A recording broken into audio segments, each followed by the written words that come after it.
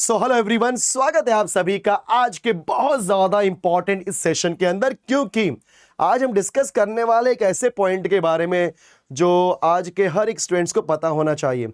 चाहे वो first year में हो, चाहे वो सेकेंड ईयर में हो, चाहे वो थर्ड ईयर में हो, चाहे वो किसी भी साल में क्यों ना, फाइनल ईयर में क्यों ना हो।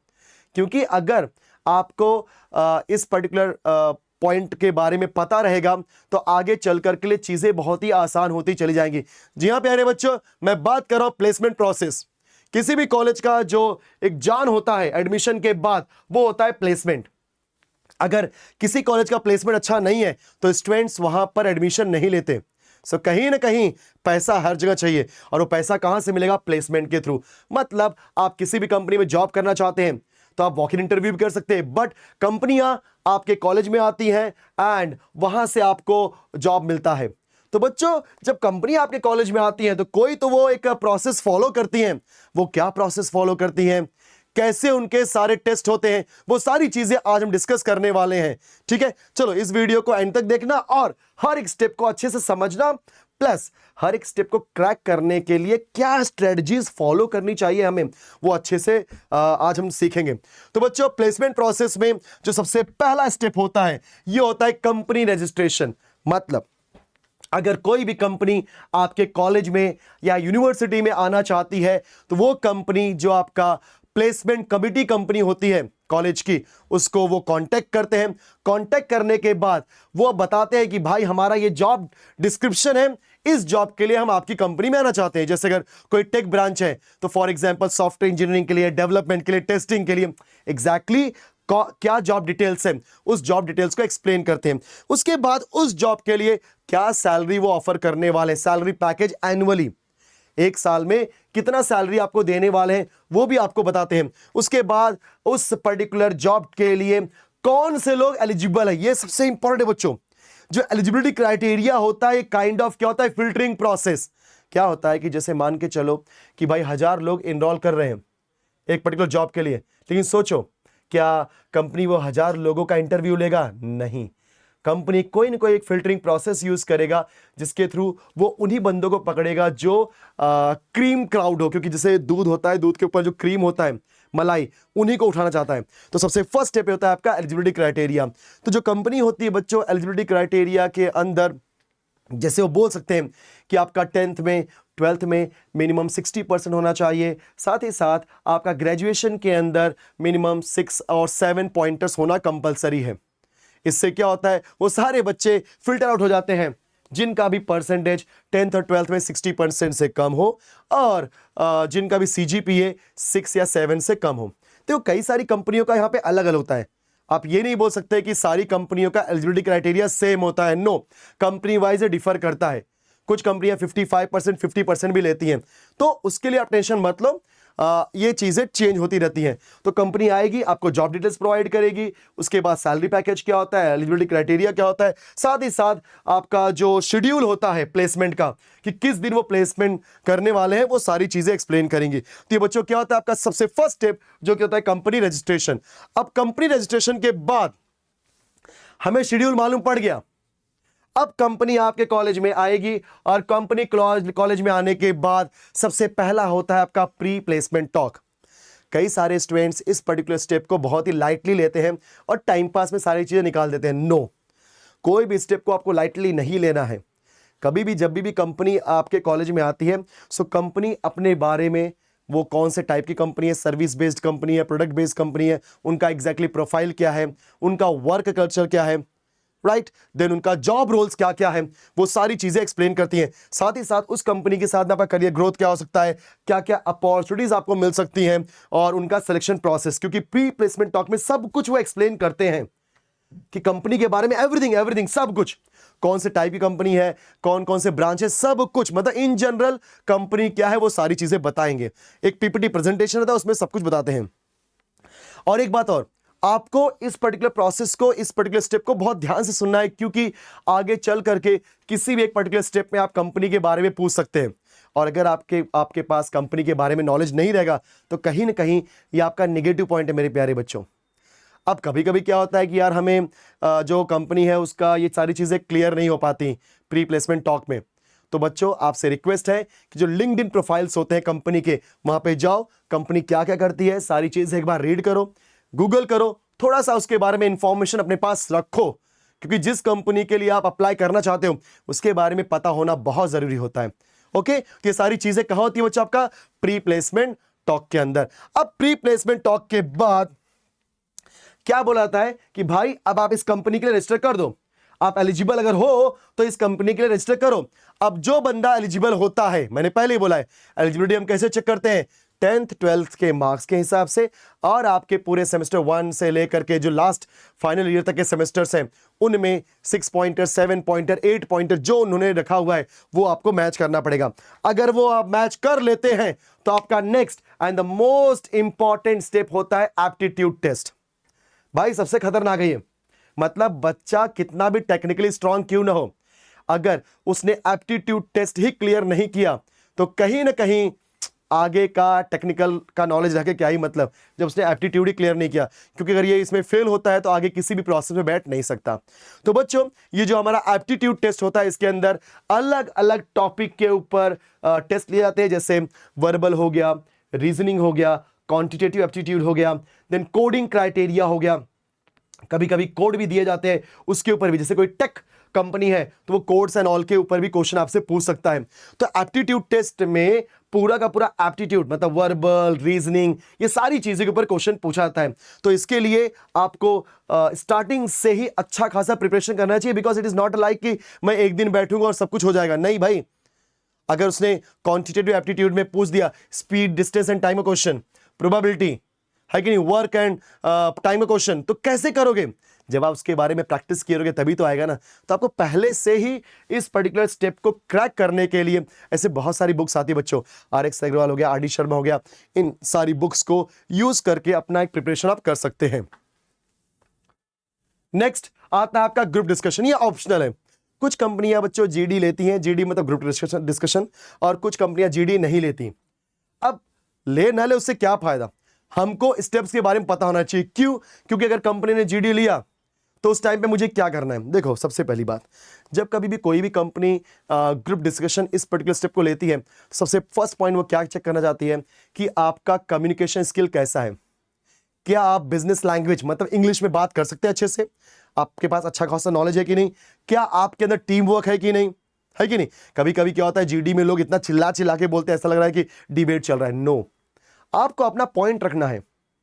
कोई भी टॉपिक के ऊपर अगर GD हो रहा है तो आपको अपना पॉइंट रखना है। इसका मतलब ये नहीं कि सामने वाले को बोलने का मौका ही नहीं देना है, नो, सामने वाले बंदे को, सामने वाले बच्चे को, सामने वाले स्टूडेंट को भी बोलने का मौका देना है।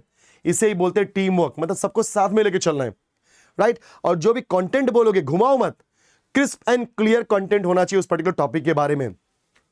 तो कंपनी आपको क्या चेक करेगी बच्चों, आपका कम्युनिकेशन स्किल कैसा है, प्रॉब्लम सॉल्विंग एबिलिटी कैसी है आपकी, लीडरशिप क्वालिटी कैसी है आपके अंदर, क्या आपका कॉन्फिडेंस लेवल हाई लेवल का है बात करते समय। क्योंकि कभी कभी क्या होता है जब हम बात करते हैं तो कॉन्फिडेंस लेवल थोड़ा लो लेवल का होता है, तो वहां से वो समझ जाते हैं यार बंदा थोड़ा सा ऐसा है। तो कॉन्फिडेंस लेवल भी अच्छा होना चाहिए, साथ ही साथ आपका टीम वर्क, यस, टीम के साथ में काम करना है। बिकॉज एक इंसान जो होता है वो अकेले पूरे प्रोजेक्ट को नहीं लेके जा सकता आगे, टीम के साथ जाना पड़ता है। तो टीम को हैंडल करना, ये सारी चीजें यहां पर चेक होती है। कहां बच्चों? ग्रुप डिस्कशन में। तो इंपॉर्टेंट इज व्हाट, इसके लिए क्या करना होता है, आप जो रिसेंट न्यूज़ेस होती हैं, राइट, जैसे CG अपना जो भी अलग अलग न्यूज़ होते हैं, आज के करंट अफेयर्स होते हैं, उन पे हल्का फुल्का न्यूज़ देखा करो, सो दैट उसके बारे में आपको नॉलेज रहे, है कि नहीं। अगर उसके बारे में नॉलेज ही नहीं रहेगा तो आप कैसे बात करोगे, आप कैसे कंटेंट डिलीवर करोगे। तो कंटेंट के लिए आपको थोड़ा बहुत पढ़ना पड़ेगा, न्यूज़ देखना पड़ेगा नॉलेज के लिए, सो दैट कि आप GD को बहुत ही आसान तरीके से क्रैक कर पाओ। GD होने के बाद बच्चों ध्यान देना, अगला एंड द मोस्ट इंपॉर्टेंट होता है आपका टेक्निकल इंटरव्यू। बच्चों ये टेक्निकल इंटरव्यू देखा जाए तो हर कंपनी अलग अलग वे से लेती है, लेकिन जो उनके टॉपिक्स होते हैं लगभग सिमिलर होते हैं। जैसे मैंने बोल दिया मैंने प्रोग्रामिंग लैंग्वेजेस, आपको प्रोग्रामिंग लैंग्वेजेस का नॉलेज होना चाहिए, जैसे C हो गया, C++ हो गया, जावा हो गया, पाइथन हो गया, इसके बारे में नॉलेज होना चाहिए। दूसरा, ऑब्जेक्ट ओरिएंटेड प्रोग्रामिंग क्या होती है वो पता होना चाहिए। Data structure and analysis DSA वो पता होना चाहिए। कंप्यूटर नेटवर्किंग के बारे में नॉलेज होना चाहिए कि TCP IP क्या होता है कि नहीं, प्रोटोकॉल्स क्या होते हैं, connection less protocol, connection oriented protocol, ये क्या एग्जैक्टली ये सारी चीजें होती हैं। तो आपको नेटवर्किंग के बारे में पता होना चाहिए, डेटा बेस मैनेजमेंट सिस्टम, इसके बारे में नॉलेज होना चाहिए। तो कहीं ना कहीं साथ ही साथ सॉफ्टवेयर इंजीनियरिंग का बेसिक फंडामेंटल्स क्लियर होना चाहिए। तो ये जो सारे टॉपिक्स मैंने बोले, जो सब्जेक्ट्स मैंने बोले, अगर इनके बारे में आपके पास नॉलेज है तो कहीं ना कहीं ये टेक्निकल इंटरव्यू बहुत आसान लगेगा। देखो सामने वाला बंदा स्मार्ट है, राइट, आप जो भी बोलोगे उसको समझ में आता है। If you don't know the answer, straightforward, मुझे I don't know the answer, आप घुमाओ मत, नहीं तो फिर आपको घुमाएगा ऐसा कि आप कुछ भी नहीं कर पाओगे। जितना आता है उतना बोलो। कभी कभी क्या होता है बच्चों, टेक्निकल इंटरव्यू के अंदर आपको कोई भी एक सिनेरियो दिया जाता है और बोला जाता है कि उस सिनेरियो को इंप्लीमेंट करो। अब हो सकता है कि कई सारे स्टूडेंट्स ऐसे होते हैं जो उसको आराम से इंप्लीमेंट कर लेते हैं, लेकिन कुछ बच्चे ऐसे होते हैं जो इंप्लीमेंट नहीं कर पाते। तो घबराना मत, एटलीस्ट एफर्ट डालो, कितना कर सकते हो वो तो करो, क्योंकि सामने वाला बंदा ये एक्सपेक्ट करता है कि आप इस पर्टिकुलर प्रॉब्लम को भले सॉल्व नहीं कर पा रहे हो, लेकिन आप एफर्ट डाल तो रहे हो ना, है कि नहीं? आपने कुछ तो किया है ना। इट इज नॉट आपने गिव अप कर दिया, भाई हमसे होगा ही नहीं, ऐसा नहीं करना है। कंपनी आपसे एक्सपेक्ट करती है कि आप किसी भी सिचुएशन में गिव अप ना करें, राइट? और फंडामेंटल्स तो क्लियर होना चाहिए, चाहे वो सी हो, C++ हो, जावा हो, ऑब्जेक्ट ओरिएंटेड प्रोग्रामिंग की क्यों ना हो, डेटा स्ट्रक्चर क्यों ना हो, नेटवर्किंग, ये सारी चीजों के बारे में, डेटाबेस मैनेजमेंट सिस्टम, ये सारी चीजों के बारे में बच्चों पता होना बहुत जरूरी है। जब इनके बारे में नॉलेज रहेगा तो टेक्निकल इंटरव्यू बहुत ज्यादा सिंपल लगेगा। अब मान के चलो आपने टेक्निकल इंटरव्यू क्रैक कर दिया, फील हो गया भाई मैं क्रैक कर चुका हूं, बिकॉज आपने मैक्सिमम चीजों के आंसर दिए। अगर आपने टेक्निकल इंटरव्यू क्रैक कर दिया बच्चों, रियली बोलना चाहता हूं मैं कि आप याद रखना, मिनिमम आपका 90% चांसेस है कि आपका सिलेक्शन हो चुका है। क्योंकि टेक्निकल इंटरव्यू एक ऐसा स्टेज होता है जहां पर मैक्सिमम लोगों को बाहर निकाल दिया जाता है। लेकिन अगर आपने मैक्सिमम अच्छा परफॉर्मेंस दिया हुआ है तो यहां पर 90% चांसेस है, ध्यान रखो बच्चों, आपके पास 90% चांसेस है कि आपका सिलेक्शन हो गया है। लेकिन इसके बाद जो स्टेप आता है वो होता है HR इंटरव्यू। भाई इसको ऐसा हल्के में मत लेना, मजाक में मत लेना, क्योंकि HR इंटरव्यू डिसाइड करता है आपका फाइनल सिलेक्शन कंफर्म। जो HR इंटरव्यू होता है बच्चों, वहां पर चेक होती है आपकी पर्सनैलिटी, राइट? सेकेंड, अगेन यहां पर भी आपका कम्युनिकेशन स्किल चेक होता है बच्चों, ऑलरेडी GD में चेक हुआ था। प्रॉब्लम क्या होता है कि जो GD है वो ऑप्शनल है, कोई कंपनी लेती है, कोई कंपनी नहीं लेती है, लेकिन HR तो हर कंपनी लेगी। तो HR के केस में आपका कम्युनिकेशन स्किल ऑलवेज चेक होता है। उसके बाद आपका करियर गोल्स भी पूछा जाएगा। करियर गोल मतलब जैसे फ्यूचर में आपको जॉब करना है, ठीक है, आप ये मत बोलो कि जॉब करना है मतलब जॉब तो कर रहे हो, लेकिन उसके 1 साल बाद या 2 साल बाद आपको अलग या हायर स्टडीज पे जाना है, तो आप बोलो मत। क्यों जानते हो? कि कंपनी एक सबसे बड़ा प्रोसेस, कई दिनों का एफर्ट लेकर के पूरा प्रोसेस करती है। सोचो अगर आपने कोई एक कंपनी में चले गए और आप 6 महीने के बाद, 7 महीने के बाद बोलते हो सर मैं जॉब नहीं करता, मैं क्विट करना चाहता हूं, तो वो प्रॉब्लम हो जाएगी। क्योंकि इतना बड़ा प्रोसेस होने के बाद आपको रिक्रूटमेंट किया गया है और एक प्रोजेक्ट आपको दिया गया है, तो प्रोजेक्ट को भी फिनिश होने में टाइम लगता है बच्चों। तो इससे क्या होगा, कहीं ना कहीं आपका प्रोफाइल खराब होगा, तो वो नहीं करना है आपको, ठीक है?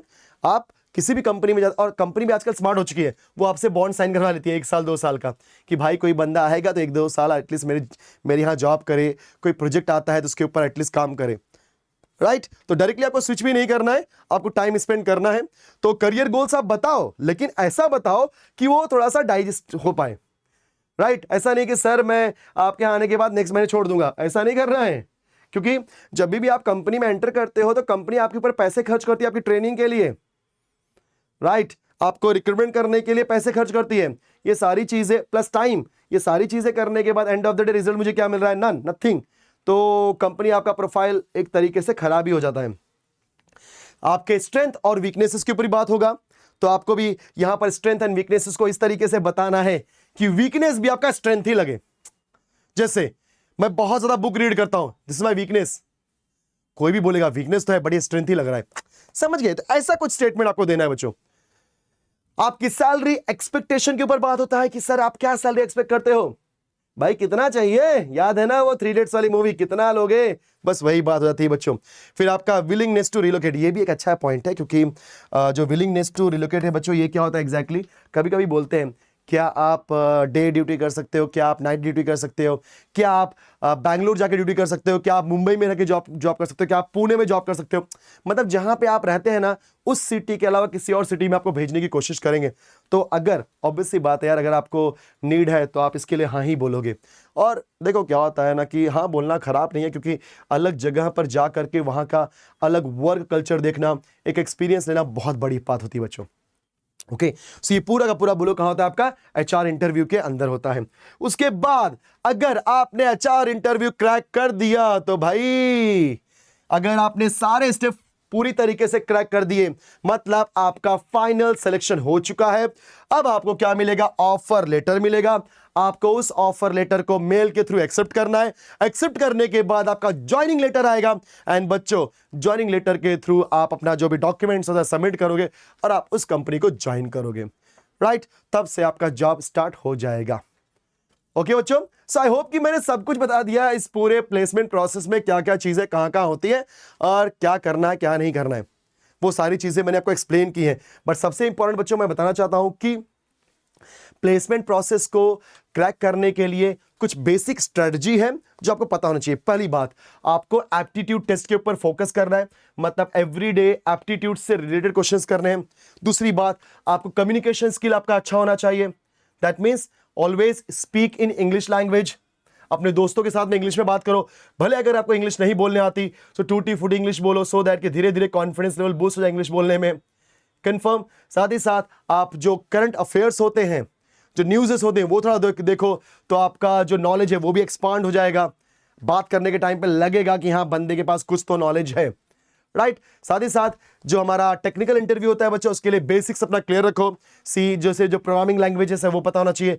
उसके बाद अच्छा, एक चीज मैं इसमें बताना भूल गया बच्चों कि जो रिज्यूमे होता है, जब भी टेक्निकल इंटरव्यू या एचआर इंटरव्यू के पास, टेक्निकल इंटरव्यू के पास आप जाते हो ना, सबसे पहले आपका रिज्यूमे जाता है।